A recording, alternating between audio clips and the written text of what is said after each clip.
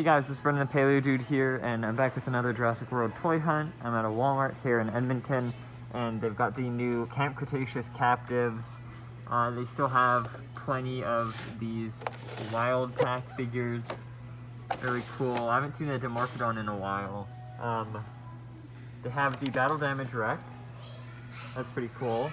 They've got these guys, the Roar Attack figures. I haven't seen those in a while either, but I've been in school for the week, so of course I haven't seen them while hunting, so probably they're just as common as everything else.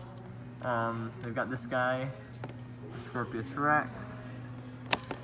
So glad it came out here with the action features and stuff. That's pretty cool. They've got this Rex. I moved it up there for the thumbnail, of course. And they've got the Spinosaurus, like always. I don't know why, it's just always been a staple shelf warmer here in Canada, so there's that. And yeah, no, that's pretty much it. Not really getting anything. I might get an egg, who knows. But yeah, hope you guys enjoyed this video, and I'll see you all in the next one. Bye-bye.